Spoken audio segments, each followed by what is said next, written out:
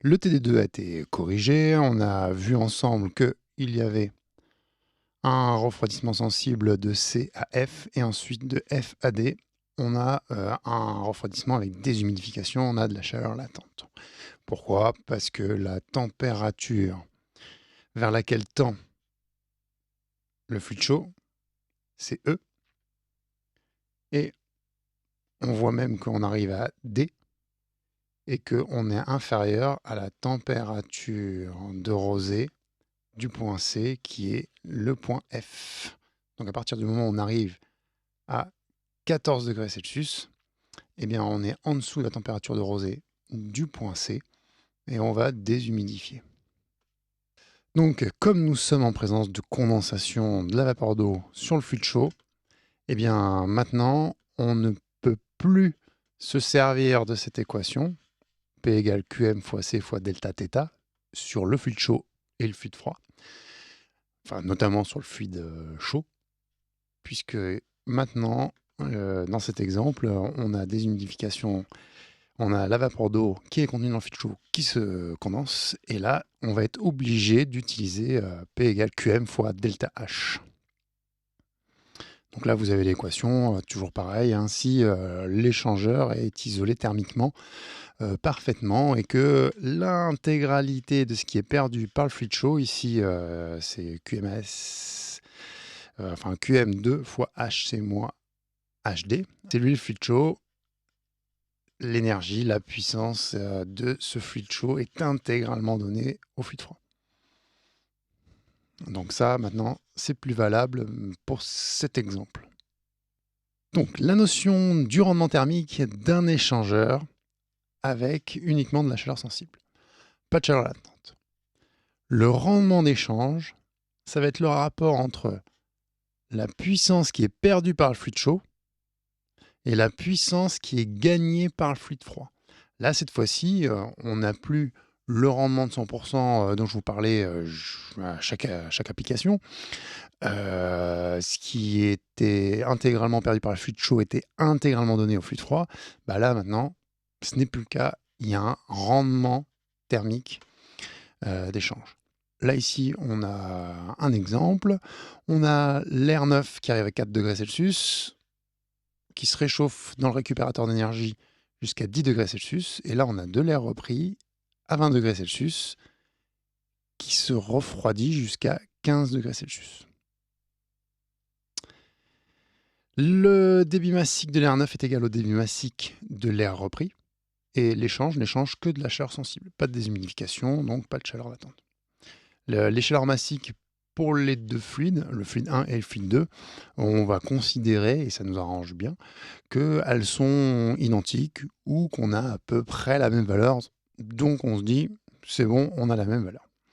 Calculons le rendement thermique de ce récupérateur d'énergie. Si j'écris mon équation à partir de puissance perdue par le fluide chaud, on me dit que j'ai que de la chaleur sensible, j'ai pas de chaleur latente, donc je peux faire QM fois C fois delta θ. Donc là, je l'applique sur le fluide chaud. Et pour le fluide froid, pareil, QM fois C fois delta θ. Comme le débit massique du fluide chaud est égal au débit massique du fluide froid, la chaleur massique du fluide chaud est égale à la chaleur massique du fluide froid. Donc comme vous êtes super fort en maths, vous voyez que cette partie-là, non, je n'arrive pas à l'entourer. Bon, juste cette partie-là, bon, bah, si vous avez la même valeur en haut et en bas, ça s'annule et il ne reste que les différences de température. Si je remplace par les valeurs qu'on a ici, où là, je parle de entrée fluide froid, sortie fluide froid, si vous appliquez ça à la numérotation qui est ici, sur ce schéma de principe, vous vous retrouvez avec cette équation, θ2 moins θ1 divisé par θ3 moins θ4. On remplace et on trouve un rendement d'échange thermique de 83%. Qu'est-ce que ça veut dire? Ça veut dire que le fluide froid a récupéré 83%. Alors là, j'ai mis 83,3 et là 83, voilà, j'ai dû oublier la décimale ici. Donc là, si on remplace numériquement l'équation, hein, ça me fait un rendement d'échange thermique de 83%. Ça veut dire que le fluide froid a récupéré 83% de la chaleur qu'a perdu le fluide chaud. Donc il y a 17% de perte de chaleur qui ont été dissipées sur l'ambiance qu'il y a autour de l'échangeur. Parce que là, cette fois-ci, l'échangeur n'est pas isolé au niveau thermique parfaitement. La notion du rendement thermique d'un échangeur avec, cette fois-ci, de la chaleur latente. Donc, à l'instant, dans la partie 5, on a utilisé cette formule. Bon, bah maintenant, on ne peut plus s'en servir parce qu'il y a de la chaleur latente et QM fois C fois delta θ, ça ne fonctionne pas lorsqu'il y a de la chaleur latente. On est obligé de passer par les enthalpies. Donc là, vous avez l'équation du rendement thermique avec les QM delta H pour le fluide chaud en haut de l'équation et en bas le fluide froid. Comme tout à l'heure, on part sur l'hypothèse qu'on a le même débit massique pour le fluide chaud et le fluide froid. Ici, ça s'annule. Il me reste que les variations d'enthalpie qui vont intervenir, si vous voulez, dans l'équation du rendement thermique de l'échangeur. La notion d'efficacité thermique d'un échangeur. Il faut bien comprendre que la notion de rendement thermique et la notion d'efficacité thermique, ce sont deux notions totalement différentes. Bien souvent, dans les documents constructeurs, par exemple, ils vont parler d'efficacité thermique alors qu'ils veulent dire le rendement. Et inversement. C'est pas évident de s'y retrouver des fois. Mais voilà, sachez qu'il y a une différence entre le rendement thermique et l'efficacité thermique. L'efficacité thermique d'un rendement, c'est la puissance qui a réellement été échangée entre le fluide chaud et le fluide froid, et la puissance maximale échangeable qu'on pourrait avoir si l'efficacité de cet échangeur était de 100%. Le flux de chaleur maximum, donc la puissance maximale échangeable, comment est-ce qu'on la détermine? Eh bien, souvent dans la littérature liée à l'énergie, on va parler de débit de capacité thermique. Alors, c'est un mot bien compliqué pour représenter le QM fois C pour le fluide chaud ou le fluide froid. Et on va désigner ce QM fois C par une nouvelle grandeur, le débit de capacité thermique. Et ça s'écrit un grand C avec un petit point au-dessus. Bon. Ma puissance maxi, celle-ci, la maximale échangeable, c'est le QM fois C mini, ou le C point, vous l'avez en dessous, le C point mini, le débit de capacité thermique. Alors qu'est-ce que ça veut dire ça? Ça veut dire qu'il va falloir regarder pour le fluide chaud le QM fois C, ça fait combien? Pour le fluide froid, le QM fois C, ça fait combien? Et on va prendre la plus petite valeur. Si le QM fois C mini, c'est pour le fluide froid, eh bien, on prendra le QM fois C du fluide froid ici pour remplacer dans cette équation. Et ensuite, on multiplie par la température du fluide chaud à l'entrée, celle-ci, moins la température du fluide froid à l'entrée, celle-ci. Donc, la différence de température va être entre cette température ici et cette température là. Et là, vous aurez la puissance maximale échangeable. Nous voici en 8 où je veux vous parler de l'efficacité d'un échangeur sans changement d'état des fluides. Donc là, on est sur l'air et la vapeur d'eau qui est contenue dans l'air ne change pas d'état. Où la puissance utile correspond à la puissance gagnée par le fluide froid, cas d'un échangeur à plaques d'une CTA en hiver. Là, ce que je veux dire, c'est qu'on se met dans la situation où la puissance utile de l'échangeur à plaques, en hiver, à quoi il sert cet échangeur à plaques? Qu'est-ce qui nous est utile? C'est de réchauffer le fluide froid. Donc la puissance utile, dans cet exemple, c'est la puissance gagnée par le fluide froid. Alors on a vu que la formule de l'efficacité d'un échangeur, c'est la puissance réellement échangée divisée par la puissance maximale échangeable. On va partir sur l'hypothèse que le rendement d'échange, il est de 100%. Alors je vous rappelle, le rendement d'échange thermique, ce n'est pas la même chose que l'efficacité thermique d'un échangeur. Du coup, si mon rendement d'échange est de 100%, quand je veux calculer la puissance réellement échangée, eh bien, là, le fluide chaud, ce qui perd comme puissance, est intégralement transmis au fluide froid. Du coup, quand je suis dans ce cas-là, j'ai un rendement d'échange de 100%, ma puissance utile, c'est bien la puissance qui me permet de chauffer mon air neuf qui vient de l'extérieur, donc sur le fluide froid. Mais numériquement, c'est exactement la même puissance qu'a perdu mon fluide chaud. Donc du coup, j'ai le droit d'écrire la puissance réellement échangée dans ce cas-là, où j'ai un rendement d'échange de 100%, c'est QM fois C fois la différence de température sur le fluide chaud, parce que c'est la même valeur que ce qu'a récupéré le fluide froid ici. La puissance maximale échangeable, on a vu que c'était cette formule-là. Bon, je suis dans un cas où mon rendement d'échange est de 100%. Je vais avoir le même débit massique pour les deux fluides, et la chaleur massique de l'air pour le fluide chaud et le fluide froid, j'ai la même valeur ou à peu près la même valeur. Donc, là ici j'écris mon équation, mon efficacité en remplaçant par cette équation de la puissance maxi, et là j'ai pris celle-ci pour le fluide chaud. Ok. Donc numériquement c'est pareil que le fluide froid, et ma puissance utile c'est bien sur le fluide froid, mais là je l'ai écrit en fonction du fluide chaud. Donc j'ai QM fois QM du fluide chaud fois la chaleur massique du fluide chaud.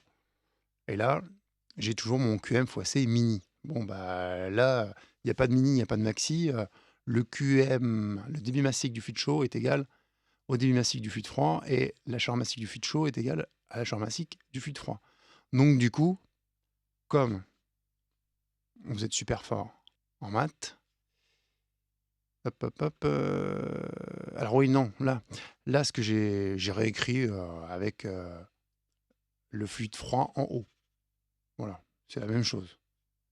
Là, je vous dis que dans ce cas-là, avec le rendement thermique de 100%, le fluide chaud, il est là, numériquement, et ce qui m'intéresse concrètement, c'est la puissance utile qui est donnée au fluide froid. Et là, je l'ai réexprimé en fonction du fluide froid. Donc voilà, c'est là où je voulais en venir. Ici, je vous dis, il y a le même débit massique de chaque côté. La chaleur massique est identique des deux côtés. Du coup, c'est là où vous êtes super fort en maths. C'est là où je voulais en venir. QM fois C fois quelque chose divisé par QM fois C fois quelque chose, eh bien, les QM fois C, ils sautent. Donc, il me reste que les températures.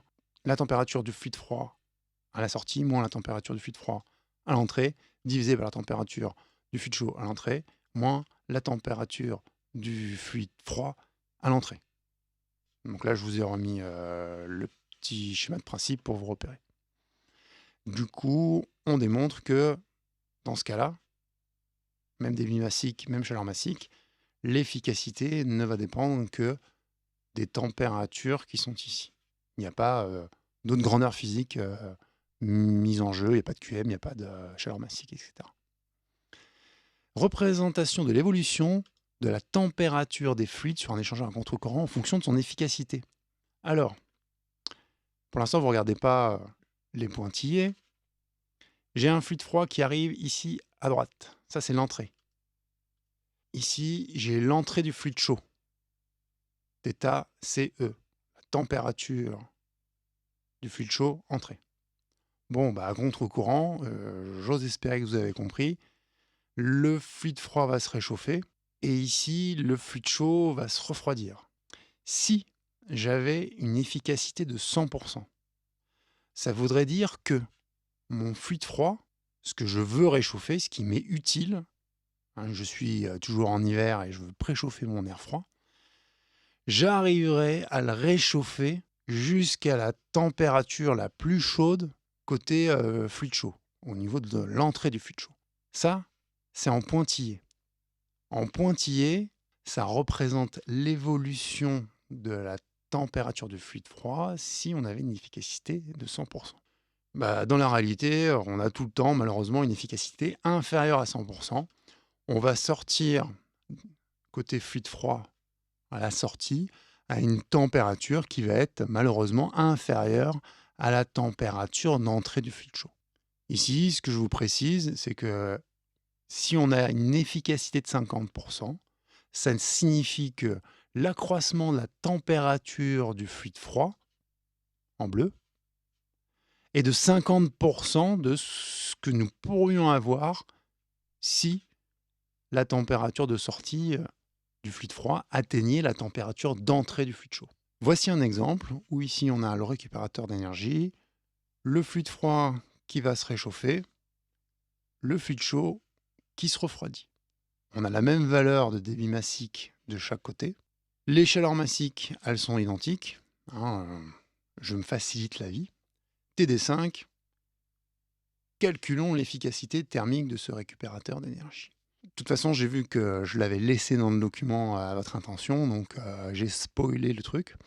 Bon, bah tant pis. Là, ici, bah, je pars de mon équation. Je l'applique à mon schéma de principe. Et on trouve une efficacité de 37,5%. Donc là, l'équipement qu'on a, ça nous a permis de réchauffer le fluide froid qui est ici, et on a une efficacité qui correspond à un accroissement de la température du fluide froid de 37,5% de ce qu'on pourrait avoir si on avait un récupérateur d'énergie avec une efficacité de 100%. C'est-à-dire que la température de sortie du fluide froid, bah, on arriverait jusqu'aux 20 degrés Celsius qui arrivent au niveau de l'air repris. Et malheureusement, là, on arrive à monter que jusqu'à 10 degrés Celsius. Donc ça correspond à 37,5%. J'avais précisé que ça, c'est un exemple qui est identique à celui de la page 13. Si je remonte au niveau de la page 13,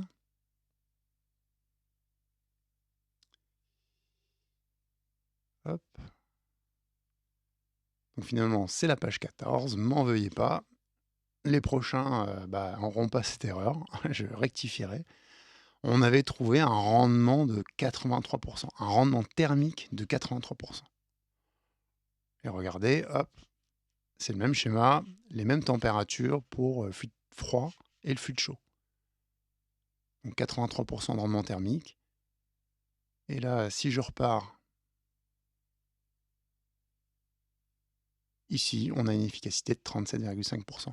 Donc on démontre bien que la notion de efficacité thermique et la notion de rendement thermique sont deux grandeurs, deux choses différentes. L'efficacité d'un échangeur avec changement d'état des fluides où la puissance utile correspond à la puissance gagnée par le fluide froid. Donc on est toujours dans le cas où on est en hiver. Et à quoi sert ce récupérateur d'énergie? En quoi est-ce qu'il nous est utile? Il nous est utile pour préchauffer l'air neuf qu'on prend à l'extérieur. Donc notre fluide froid, il est ici. Et c'est ce qu'on veut réchauffer. Vous avez des températures et des hygrométries qui sont placées. Et si vous mettez ça dans un diagramme de l'air humide, eh bien, on obtient cette évolution-là, l'évolution qu'on a trouvée précédemment dans le TD numéro 2. On a une augmentation de la température du fluide froid. On est avec de la chaleur sensible. Et de 3 à 4, on est sur le fluide chaud. Et on va avoir de la chaleur sensible. On refroidit l'air jusqu'à la température de rosée du point 3, le point d'entrée. Et si on refroidit encore, et bien là, ici, il y a des humidifications. Ce point, toute cette évolution tend vers la température de surface que l'on place sur HR égale 100% et qui correspond à la température du point 1. Donc le point 1, il est à moins 10 degrés Celsius. L'air neuf, qui est froid, arrive à moins 10 degrés Celsius. Je place une température de surface de l'échangeur ici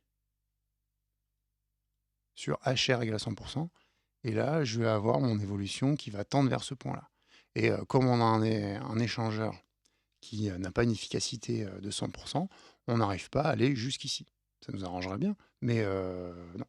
Parce que si on arrive à refroidir jusqu'ici l'air chaud, ça veut dire qu'on arrive à prendre, enfin oui, à chauffer plus l'air froid. On aurait un point 2 qui serait encore plus loin vers la droite.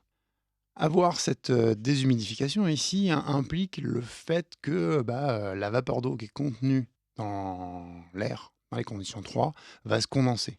Alors on va se retrouver avec des condensats dans l'échangeur, il faut prévoir forcément une évacuation de ces condensats. Et si cette eau approche la température de 0 degré Celsius, eh bien on a un risque de givre.